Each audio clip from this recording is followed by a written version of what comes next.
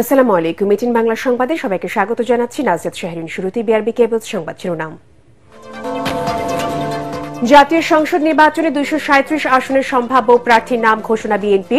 দিনাজপুর, বগুড়া ও ফেনী থেকে লড়বেন খালেদা জিয়া এবং বগুড়া 6 আসনে তারেক রহমান। গণভোট নিয়ে মতভেদে উপদেষ্টা পরিষদে উদ্বেগ, আলোচনা করে মতৈক্যে পৌঁছাতে রাজনৈতিক দলগুলোকে 1 সপ্তাহের আলটিমেটাম, নইলে সরকার নিজেই সিদ্ধান্ত নেবে। নির্বাচনের আগে গণভোট করা সংবিধান পরিপন্থী অভিমত সিনিয়র আইনজীবী শাহদিন মালিকের সুপারিশ দিয়ে প্রতারণা করেনি ঐকমত্য কমিশন, বদিউল আলম মজুমদার। গণভোট ইস্যুতে রাজনৈতিক দলগুলোর আলোচনায় প্রধান উপদেষ্টাকে রেফারির ভূমিকা নেওয়ার আহ্বান জামায়াতের। 5 দফা দাবি আদায়ে আন্দোলন অব্যাহত রাখার ঘোষণা সমমনা 8 দলের। সংকটময় পরিস্থিতি থেকে দেশকে গণতন্ত্রে ফেরাতে আগামী নির্বাচন খুবই গুরুত্বপূর্ণ বললেন সিইসি। সুষ্ঠু ভোট আয়োজনে দলগুলোর সহযোগিতা কামনা। এবং বারবার দুর্ঘটনায় মেট্রো রেল নকশা ও ত্রুটি বিচ্যুতি খতিয়ে দেখতে বিদেশ থেকে আনা হচ্ছে বিশেষজ্ঞ। মেট্রোতে চাকরি পাচ্ছেন দুর্ঘটনায় নিহত কালামের স্ত্রী। শুনছিলেন বিআরবি কেবল সংবাদ শিরোনাম, এবারে বিস্তারিত। ত্রয়োদশ জাতীয় সংসদ নির্বাচনে 237 আসনে সম্ভাব্য প্রার্থী তালিকা ঘোষণা করেছে বিএনপি। দলের চেয়ারপারসন বেগম খালেদা জিয়া 3টি আসনে লড়বেন। আর প্রথমবারের মতো সংসদ নির্বাচনে অংশ নিচ্ছেন দলের ভারপ্রাপ্ত চেয়ারম্যান তারেক রহমান। বগুড়া 7 আসন থেকে প্রার্থী হচ্ছেন তিনি। চেয়ারপারসনের গুলশান কার্যালয়ে সংবাদ সম্মেলনে দলের মহাসচিব মির্জা ফখরুল ইসলাম আলমগীর প্রার্থী তালিকা ঘোষণা করেন। রাজধানীতে 6টি আসনে প্রার্থীর নাম ঘোষণা করেনি বিএনপি। সমমনা ও জোটের প্রার্থীদের আসনও আপাতত ফাঁকা রাখা হয়েছে। বিস্তারিত জানাচ্ছেন কামরুজ্জামান রাজীব। 5 ঘন্টার ম্যারাথন বৈঠকে ত্রয়োদশ জাতীয় সংসদ নির্বাচনে 300 আসনের মধ্যে 237 আসনে দলের সম্ভাব্য প্রার্থী চূড়ান্ত করে বিএনপির স্থায়ী কমিটি। লন্ডন থেকে ভার্চুয়ালি বৈঠকে সভাপতিত্ব করেন দলের ভারপ্রাপ্ত চেয়ারম্যান তারেক রহমান। পরে সংবাদ সম্মেলনে দলের মহাসচিব মির্জা ফখরুল ইসলাম আলমগীর প্রার্থীদের নাম ঘোষণা করেন। ত্রয়োদশ জাতীয় সংসদ নির্বাচনে দিনাজপুর 3, বগুড়া 7 ও ফেনী 1 আসন থেকে লড়বেন দলীয় প্রধান বেগম খালেদা জিয়া। বগুড়া 6 আসন থেকে প্রার্থী হওয়ার মাধ্যমে প্রথমবারের মতো সংসদ নির্বাচনে প্রার্থী হচ্ছেন তারেক রহমান। ঠাকুরগাঁও 1 আসন থেকে লড়বেন বিএনপি মহাসচিব মির্জা ফখরুল ইসলাম আলমগীর। এছাড়া রাজধানীতে ফাঁকা রাখা হয়েছে 6টি আসন। প্রার্থী দেয়া হয়েছে নবীন প্রবীণের সমন্বয়ে।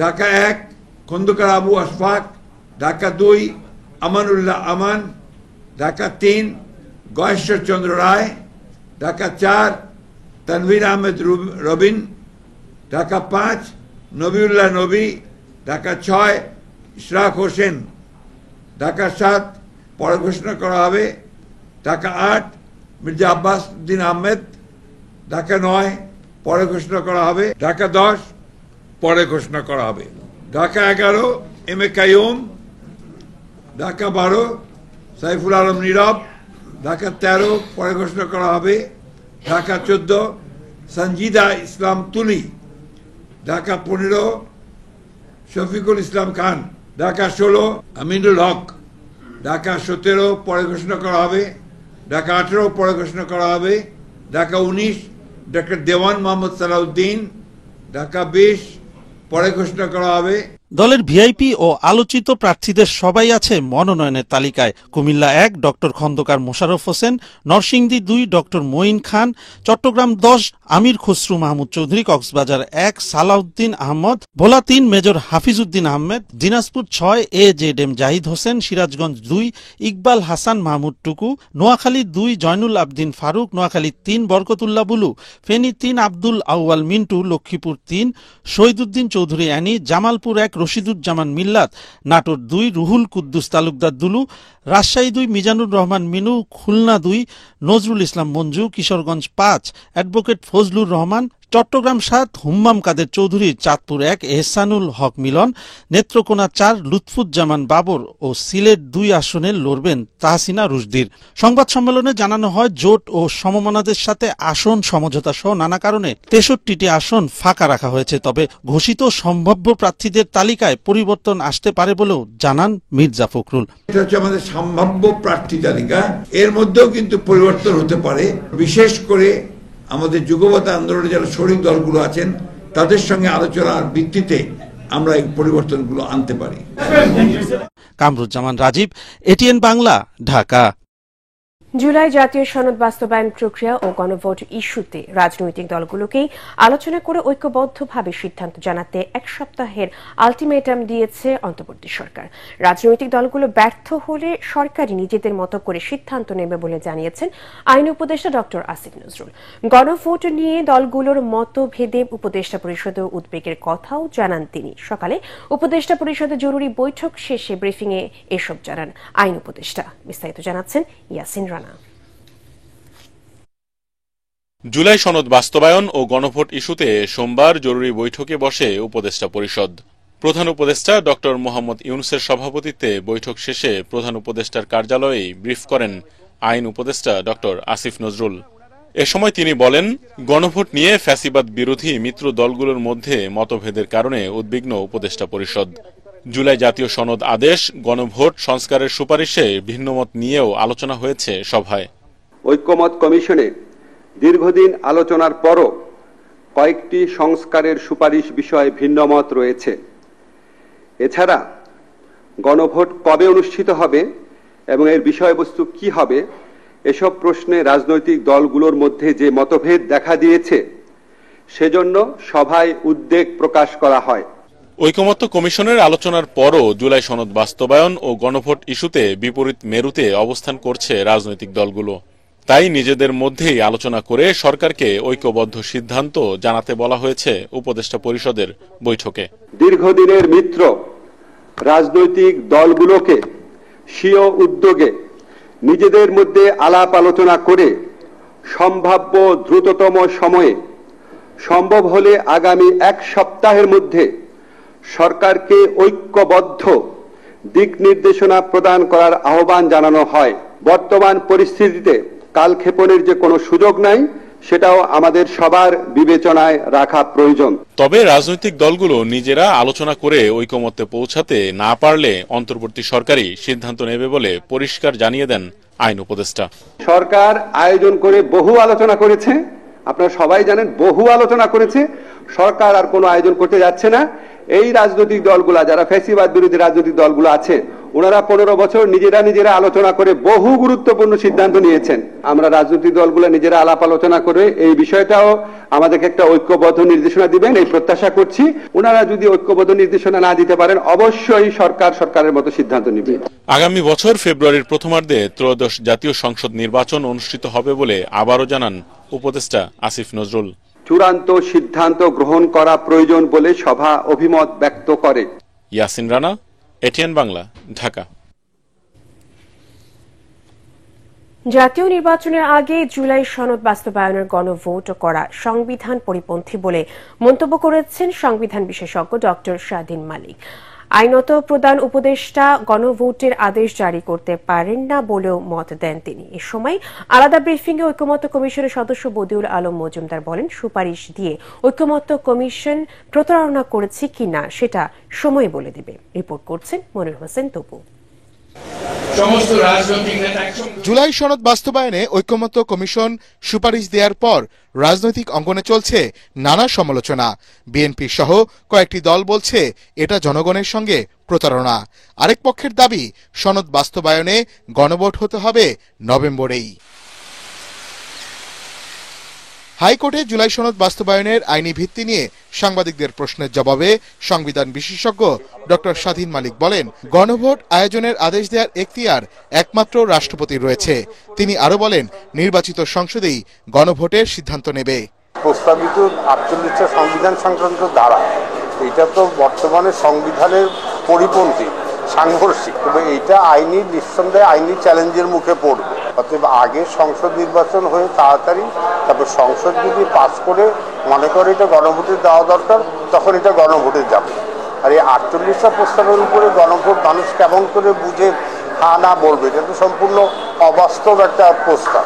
জুলাই সনদে প্রস্তাবিত 48টি ধারা বর্তমান সংবিধানের পরিপন্থী এবং সাংঘর্ষিক বলেও জানান সুপ্রিম কোর্টের সিনিয়র এই আইনজীবী। আইন পাস করার ক্ষমতা হলো সংসদে, আর ক্ষেত্র বিশেষে যখন সংসদ থাকে না তখন সাময়িকভাবে সেই অধ্যাদেশের মাধ্যমে এটা রাষ্ট্রপতিকে দেওয়া হয়েছে। এখন প্রধান উপদেষ্টা তো প্রধানমন্ত্রীর মতো, নির্বাহী বিভাগের প্রধান বা প্রধানমন্ত্রী বা প্রধান উপদেষ্টা কখনো আইন পাস করতে পারে না। আলাদা এক ব্রিফিংয়ে ঐকমত্য কমিশনের সদস্য বদিউল আলম মজুমদার বলেন, কমিশন সনদ বাস্তবায়নের সুপারিশ দিয়ে জাতির সাথে কোনো প্রতারণা করেনি। আমি বললাম তো সত্য একদিন বেরিয়ে আসবে। আমি চাই ফেব্রুয়ারিতে নির্বাচন হোক, নির্বাচন হওয়াটা দরকার। এর আগে আদেশ জারির পর থেকে জাতীয় নির্বাচনের দিন পর্যন্ত যে কোনো সময় গণভোট আয়োজনের সুপারিশ করেছিল ঐকমত্য কমিশন। মনির হোসেন তপু, এটিএন বাংলা, ঢাকা। গণভোট ইস্যুতে ঐকমত্য পৌঁছাতে রাজনৈতিক দলগুলোর আলোচনায় প্রধান উপদেষ্টাকে রেফারি ভূমিকা নেয়ার আহ্বান জানিয়েছেন জামায়াতে ইসলামী। রাজধানী পল্টনে খেলাফত মজলিসের কার্যালয়ে সংবাদ সম্মেলনে জামায়াতের নায়েবে আমির সৈয়দ আব্দুল্লাহ মোহাম্মদ তাহের কথা বলেন। জুলাই সনদের আদেশ জারি, নির্বাচনের আগে গণভোট সহ 5 দফা দাবি আদায়ে আন্দোলন অব্যাহত রাখার ঘোষণা দিয়েছে যুগপৎ আন্দোলনে থাকা সমমনা 8 দল। খায়রুল ইসলামের রিপোর্ট। 5 দফা দাবিতে আবারও নতুন কর্মসূচি ঘোষণা করেছে জামায়াত ইসলামী, ইসলামী আন্দোলন সহ সমমনা 8টি দল। সোমবার বাংলাদেশ খেলাফত মজলিসের কেন্দ্রীয় কার্যালয়ে সংবাদ সম্মেলনে নতুন কর্মসূচি ঘোষণা করেন বাংলাদেশ খেলাফত মজলিসের আমির মাওলানা মামুনুল হক। এর আগে 1 ঘন্টারও বেশি সময় চলমান রাজনৈতিক প্রেক্ষাপট সহ নতুন কর্মসূচি নিয়ে বৈঠক করেন দলগুলোর নেতারা। জাতীয় নির্বাচনের আগে গণভোট ও জুলাই সনদের আদেশ বাস্তবায়ন দেখতে চায় জানিয়ে সমমনা দলের নেতা মাওলানা মামুনুল হক বলেন, সরকার চাইলেই জাতীয় নির্বাচনের আগে গণভোট সম্ভব। জুলাই সনদ বাস্তবায়নের আদেশ জারি করতে হবে, জাতীয় নির্বাচনের আগে পৃথকভাবে জুলাই সনদ বাস্তবায়নের গণভোট আয়োজন করতে হবে। চলমান সমস্যার সমাধানে রাজনৈতিক দলগুলোর মধ্যে আলোচনা সরকারের আহ্বানকে স্বাগত জানিয়ে জামায়াতের নায়েবের আমির আব্দুল্লাহ মোহাম্মদ তাহের বলেন, বিএনপি ও অন্য দলগুলো চাইলে তারাও আলোচনায় বসবে। মৌলিকভাবে যে সমস্ত দল আছেন তারা এই আহ্বানকে কিভাবে সাড়া দেয়, তো তারাও যদি একইভাবে আমাদের মতো সাড়া দেয় তাহলে আমরা সকলেই বসতে কোনো আপত্তি নেই, এবং বসলেই আমি আশা করি যে একটা রাস্তা বেরিয়ে আসবে ইনশাল্লাহ। উপদেষ্টা পরিষদ যদি এটা মনে করে যে তাদের আর কোনো দায়িত্ব নাই, তারা কিছুই করবে না, দলগুলোই মিলে করবে, তাহলে এখানে একটা রেফারির অভাব হতে পারে। তো সেই জন্য আমি বলছি আমরাও চেষ্টা করব, উপদেষ্টা পরিষদের পক্ষ থেকে বিশেষ করে চিফ অ্যাডভাইজার এখানে একটা রেফারির ভূমিকা পালন করবেন। সংবাদ সম্মেলনে ইসলামী আন্দোলনের আমির জানান, একই দিনে গণভোট ও জাতীয় নির্বাচন হলে জুলাই সনদ বাস্তবায়ন হুমকির মুখে পড়বে। জুলাই সনদকে আমাদের আইনি ভিত্তি, এটা আমাদের নিশ্চিত হতে হবে, তারপরে আমাদের নির্বাচন বলে যাই বলে এটা আমাদের জন্য কোনো ফ্যাক্ট না।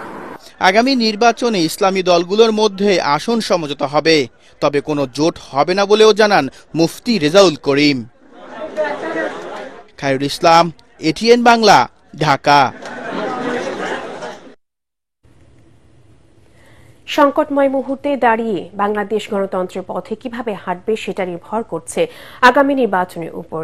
এমন মন্তব্য করে প্রধান নির্বাচন কমিশনার এএমএম নাসির উদ্দিন বলেছেন, ভোটের দায়িত্বে নিয়োজিতদের উপর নির্ভর করছে দেশের ভবিষ্যৎ গতিপথ। গণতন্ত্রের ধারা অব্যাহত রাখতে সুষ্ঠু ও সুন্দর নির্বাচন করতে সব বাহিনীর পাশাপাশি রাজনৈতিক দলগুলোর সহযোগিতা চেয়েছেন সিইসি। ভোট কেন্দ্রের নিরাপত্তা নিয়ে আনসার ভিডিপির মহড়া ও মৌলিক প্রশিক্ষণ কার্যক্রম পরিদর্শন শেষে তিনি এসব কথা বলেন। বিস্তারিত জানাচ্ছেন সৈয়দ রিয়াজ।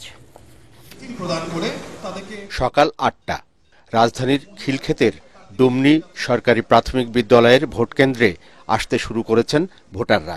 শুরু হয়েছে ভোট গ্রহণ। হঠাৎ কেন্দ্রের বাইরে শোরগোল, কেন্দ্রের ভেতরে ভোট কারচুপি সহ বিশৃঙ্খলা সৃষ্টির চেষ্টা।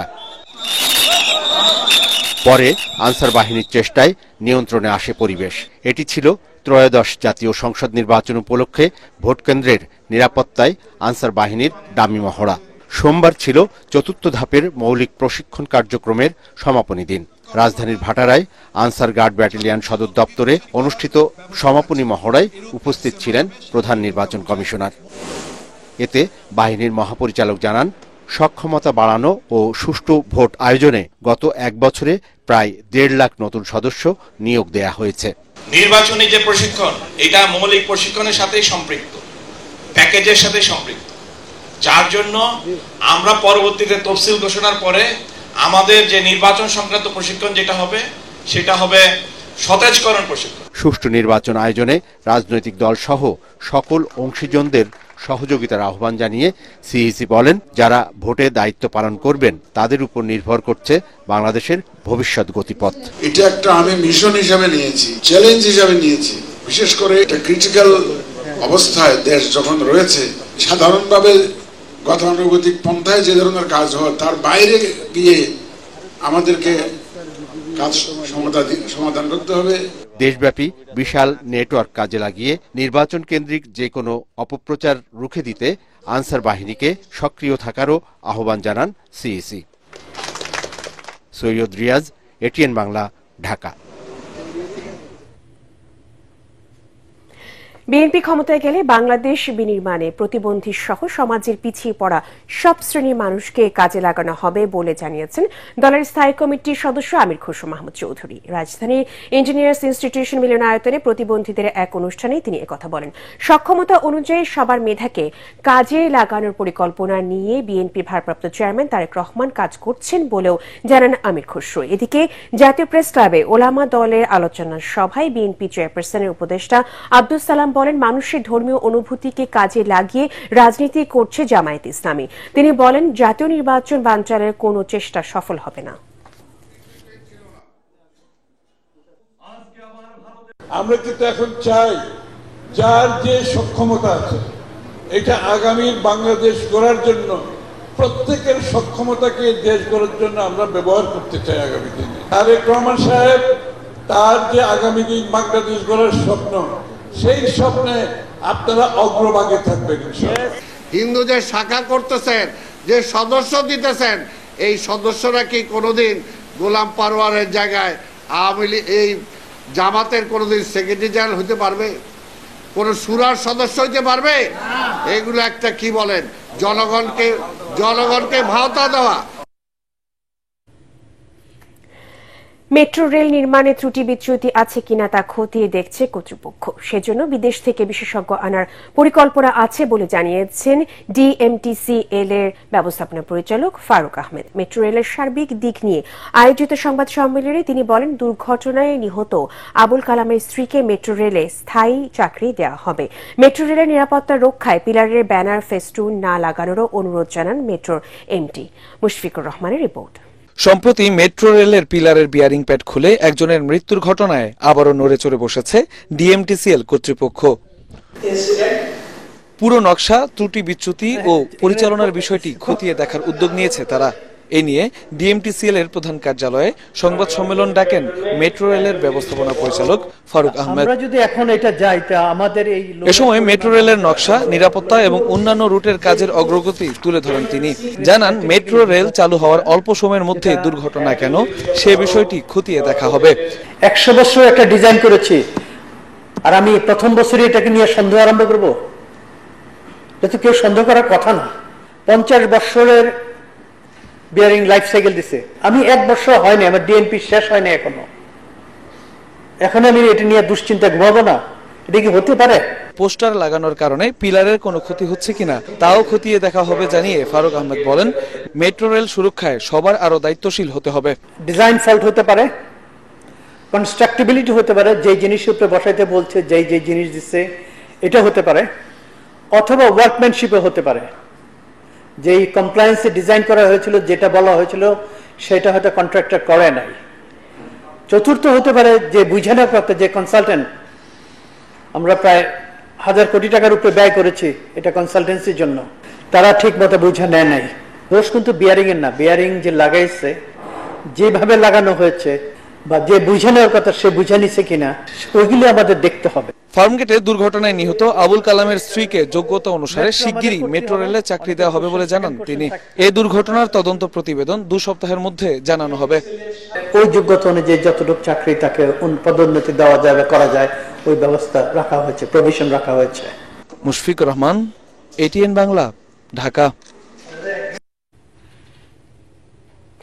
জুলাই গণঅভ্যুত্থানে রাজধানীর রামপুরায় ভবনের কার্নিশে ঝুলে থাকা তরুণ আমির হোসেনকে গুলি এবং 2 জনকে হত্যার অভিযোগে মানবতাবিরোধী অপরাধের মামলায় 5 আসামির বিরুদ্ধে আজ 3য় দিনের সাক্ষ্য গ্রহণ চলছে।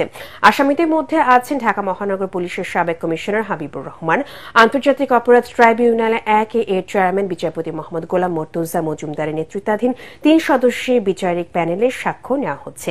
এর আগে গত 23 অক্টোবর রাষ্ট্রপক্ষের প্রথম সাক্ষী হিসেবে জবানবন্দি দেন গুলিবিদ্ধ আমির। নিজের 2 পায়ে পরপর 6 রাউন্ড গুলিবিদ্ধ হওয়ার ঘটনার বর্ণনা দেন তিনি। এরপর 27 অক্টোবর দ্বিতীয় সাক্ষী হিসেবে জবানবন্দি দেন গুলিবিদ্ধ বাসিদ খান মুসার বাবা মোহাম্মদ মোস্তাফিজুর রহমান।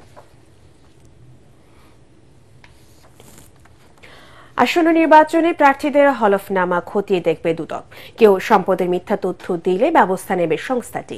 ইসি বা অন্য কেউ তথ্য দিলে কোনো ছাড় দেয়া হবে না বলে জানালেন দুদকের মহাপরিচালক আক্তার হোসেন। এদিকে জনতা ব্যাংকে প্রায় 2000 কোটি টাকা আত্মসাতের অভিযোগে বেক্সিমকোর মালিক সালমান এফ রহমান সহ 34 জনের বিরুদ্ধে মামলা করেছে দুদক। রিপোর্টে জানাচ্ছেন মাহবুব কবির চপল। ভোটের দিনক্ষণ এখনও চূড়ান্ত না হলেও প্রচারণা শুরু করেছেন বিভিন্ন দলের প্রার্থীরা।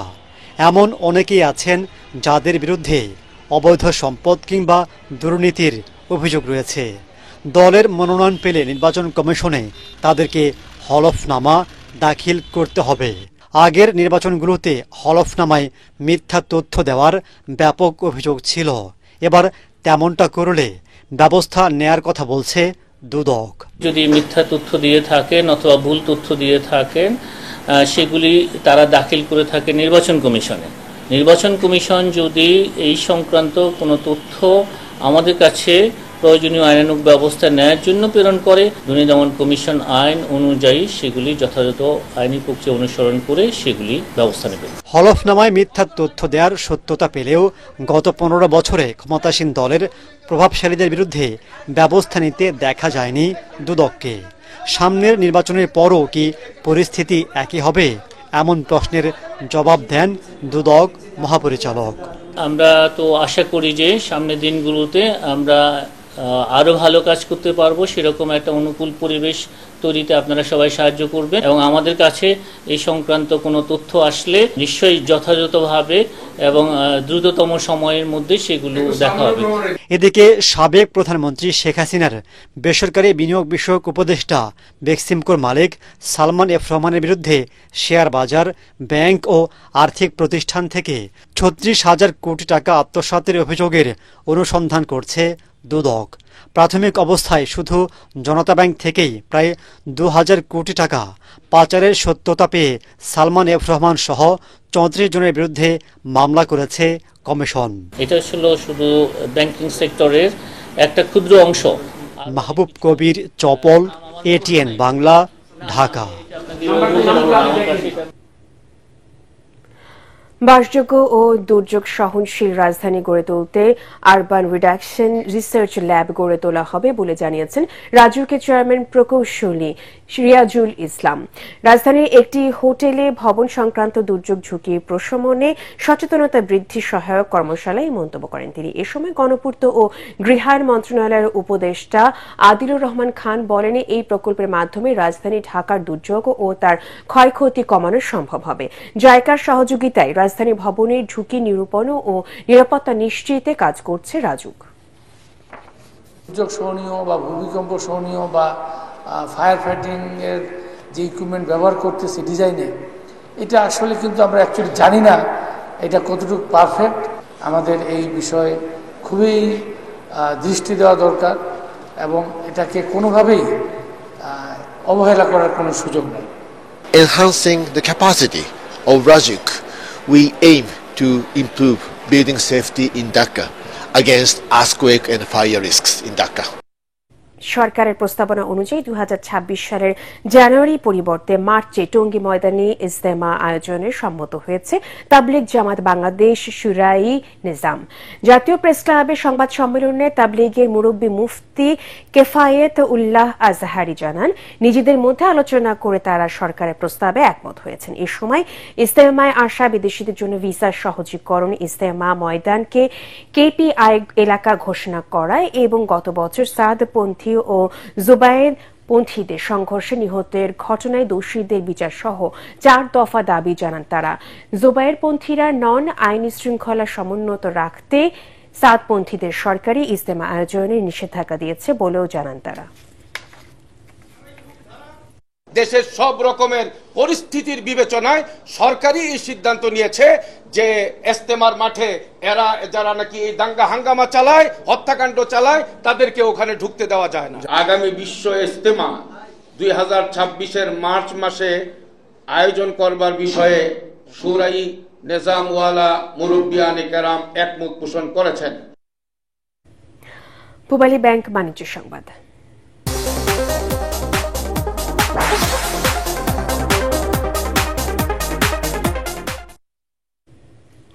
বাংলাদেশ জুয়েলার্স অ্যাসোসিয়েশন বা জুস পরিচালনা পরিষদে 2025-2027 মেয়াদের নির্বাচনের ফলাফল আনুষ্ঠানিকভাবে ঘোষণা করা হয়েছে। রাজধানীর বাজুস কার্যালয়ে পরিচালনা বোর্ডের পক্ষ থেকে সংবাদ সম্মেলনে নির্বাচন প্রক্রিয়া, ফলাফল ও ভবিষ্যৎ পরিকল্পনা সম্পর্কে বিস্তারিত তুলে ধরা হয়। নতুন পরিষদের প্রেসিডেন্ট নির্বাচিত হয়েছেন ডায়মন্ড অ্যান্ড ডিভার্সের president Enamul Haque Khan, senior vice president Sananda জুয়েলার্সের রণজিৎ ঘোষ। এছাড়াও ভাইস প্রেসিডেন্ট পদে 3 জন, কোষাধ্যক্ষ 1 জন ও পরিচালক পদে 29 জন প্রার্থীকে বিনা প্রতিদ্বন্দ্বিতায় নির্বাচিত ঘোষণা করা হয়। আল আরাফা ইসলামী ব্যাংক অর্থ সংবাদ।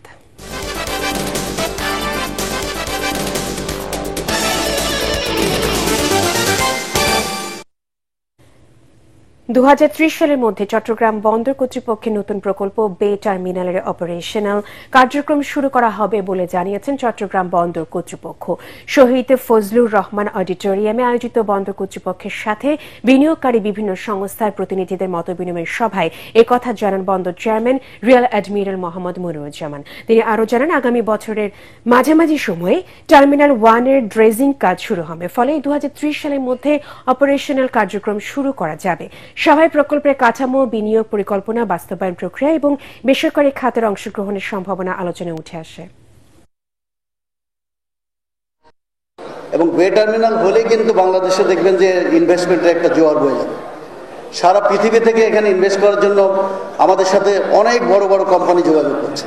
টার্মিনাল 1 যেটা, এটা 2030-এর মধ্যে অপারেশনে যাওয়া হবে। তো আমরা যদি আগামী বছরের মাঝামাঝি যদি আপনার ড্রেজিংয়ের কাজগুলো শুরু করতে পারি, চ্যানেল অ্যাক্সেস ড্রেজিং, আমার মনে হয় 2030-এর মধ্যে ইনশাল্লাহ আমরা অপারেশনে যেতে পারব।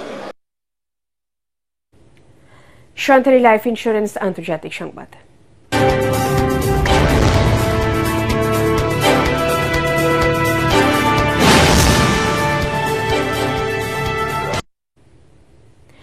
যুদ্ধবিরতি লঙ্ঘন করে নিরীহ ফিলিস্তিনিদের ইসরায়েল হত্যা করছে বলে অভিযোগ করেছেন তুরস্কের প্রেসিডেন্ট রিসেপ তাইয়েপ এরদোয়ান। তিনি বলেন, ইসরায়েলের যুদ্ধবিরতি পালনের রেকর্ড খুবই খারাপ, বরং গাজায় যুদ্ধবিরতি বাস্তবায়নের ক্ষেত্রে হামাস ইসরায়েলের চেয়ে বেশি প্রতিশ্রুতিবদ্ধ। তুর্কির রাষ্ট্রীয় সংবাদ সংস্থা আনাদোলু এজেন্সিতে দেয়া সাক্ষাৎকারে এরদোয়ান বলেন, ইসরায়েল যুদ্ধবিরতি চুক্তির পর থেকে 200-এরও বেশি নিরীহ ফিলিস্তিনিকে হত্যা করেছে এবং পশ্চিম তীর দখল ও আক্রমণ অব্যাহত রেখেছে। তিনি অভিযোগ করেন, ইসরায়েলি প্রশাসনের এমন আচরণ আন্তর্জাতিক আইন ও মানবাধিকারের চরম লঙ্ঘন। এরদোয়ান স্পষ্ট করে বলেন, তুরস্ক পশ্চিম তীরের দখল, জেরুজালেমের অবস্থা পরিবর্তন বা আল আকসা মসজিদের পবিত্রতা ক্ষুণ্ণ করার কোনো প্রচেষ্টা মেনে নেবে না। খেলার খবর।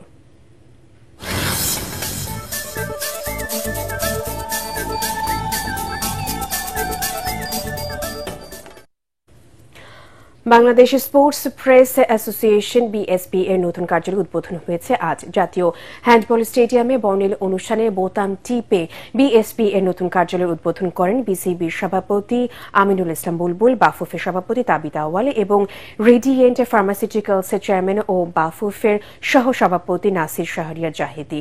এ সময় উপস্থিত ছিলেন বিএসপি এর সভাপতি রেজওয়ান উজ্জামান রাজীব ও সাধারণ সম্পাদক শামুন হোসেন। আধুনিক সুযোগ সুবিধা সংবলিত হোম অফ বিএসপি এ উদ্বোধন করতে এসে বিসিবি সভাপতি বুলবুল বলেন, বিএসপি এ কে ধন্যবাদ জানাই, 1992 সালে আমাকে সেরা ক্রিকেটার হিসেবে স্বীকৃতি দিয়েছিল। বাফুফের সভাপতি তাবিদ আওয়াল বলেন, আগামীতে বিএসপি এর নেতৃত্ব বাংলাদেশে একটি স্পোর্টস মিউজিয়াম দেখতে পাব। এ সময় ক্রীড়া সংগঠক ও বিএসপি এর সদস্যরা উপস্থিত ছিলেন।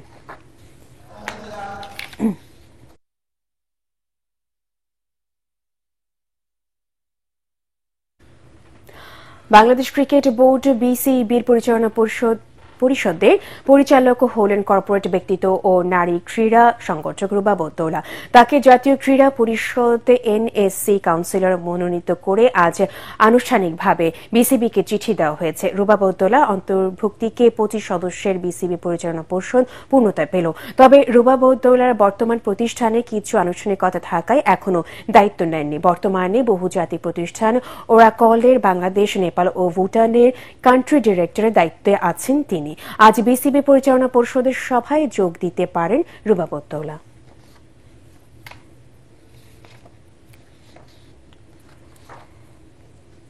শেষ করার আগে বিআরবি কেবল সংবাদ শিরোনামগুলো জানিয়ে দেব আরো একবার।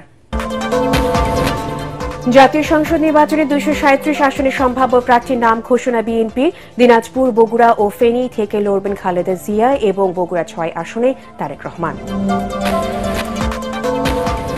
গণভোট দিয়ে মতভেদে উপদেষ্টা পরিষদের উদ্বেগ, আলোচনা করে মতকে পৌঁছাতে রাজনৈতিক দলগুলোকে 1 সপ্তাহের আলটিমেটাম, নইলে সরকার নিজেই সিদ্ধান্ত নেবে। নির্বাচনের আগে গণভোট করা সংবিধান পরিপন্থী অভিমত সিনিয়র আইনজীবী শাহদিন মালিকের। সুপারিশ দিয়ে প্রতারণা করেনি ঐকমত্য কমিশন, বদিউল আলম মজুমদার। গণভোট ইস্যুতে রাজনৈতিক দলগুলোর আলোচনায় প্রধান উপদেষ্টাকে রেফারি ভূমিকা নেওয়ার আহ্বান জামায়াতের। 5 দফা দাবি আদায়ে আন্দোলন অব্যাহত রাখার ঘোষণা সম্ভাবনা 8 দলের। সংকটময় পরিস্থিতি থেকে দেশকে গণতন্ত্রে ফেরাতে আগামী নির্বাচন খুবই গুরুত্বপূর্ণ বললেন সিইসি। সুষ্ঠু ভোট আয়োজনে দলগুলোর সহযোগিতা কামনা।